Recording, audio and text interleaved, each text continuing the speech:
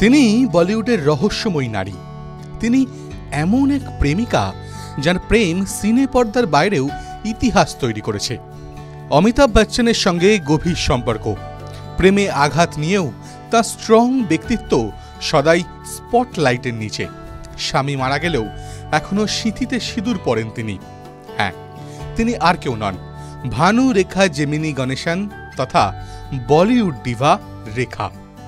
সিনে পর্দায় তার ম্যাজিকের সিলসিলা আজও অনুরাগীদের মন ভরিয়ে দেয়। কখনো উমরাও যান, কখনো প্রতিবাদী নারী খুন ভরি মাং। পর্দায় ম্যাজিক তৈরি করা সেই সুন্দরী রেখার জীবন কিন্তু একেবারেই খুবসুরত নয়, বরং তার জীবন খাতার প্রতিটি পাতা দুঃখ বেদনায় মোড়া। বিশেষ করে তার দাম্পত্য জীবন ছিল না সুখের। তার উপর সহকারী ফারজানার সঙ্গে তার সম্পর্ক নিয়ে গুঞ্জন, হাজারো কটূক্তি শুনতে হয়েছিল তাকে। আর এরই মাঝে হঠাৎ স্বামীর আত্মহত্যার খবরে কেঁপে উঠেছিলেন অভিনেত্রী। কি ঘটেছিল সেই অভিশপ্ত দিনটিতে? সালটা 1990, অক্টোবর মাসের 2 তারিখ। সেই সময় লন্ডনে একটা ছবির শুটিংয়ে ব্যস্ত ছিলেন রেখা। শটের মাঝে হঠাৎই খবর পান তার স্বামী মুকেশ আগরওয়াল আত্মহত্যা করেছেন।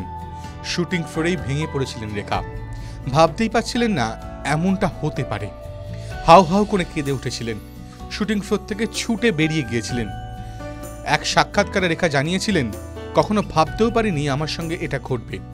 মেনে নিতে পারছিলাম না, কেন মুকেশ এমনটা করলো তা বুঝতে পারছিলাম না। তারপর সময় এগিয়ে গেল, মেনে নিলাম, আর তো কিছু করার ছিল না। স্বামী মুকেশের মৃত্যুর পর রেখাকে শুনতে হয়েছিল ডাইনি অপবাদ। এমনকি সহকারী ফারজানার সঙ্গে বাইসেক্সুয়াল সম্পর্ক ছিল রেখার। তা হঠাৎই রটে যায় ইন্ডাস্ট্রিতে। গুঞ্জন ছিল রেখার এই উভয়কামী বিষয়টি জানতে পেরেই নাকি আত্মহত্যা করেছিলেন রেখার স্বামী। অনেকে তো আবার রেখাকে মানসিক অসুস্থও বলতেন। তবে বুকের ভিতর এসব নিয়েই জীবন কাটাচ্ছেন বলিউডের এভারগ্রিন এই অভিনেত্রী। এখনও মৃত স্বামী মুকেশের নামে সিঁদুর পরেন তিনি, কিন্তু বুক ফাটলেও মুখ ফোটে না তার, বরং নিজেকে আরো রহস্যের মোড়কে বন্দী করে রেখেছেন রেখা। TV9 Bangla digital.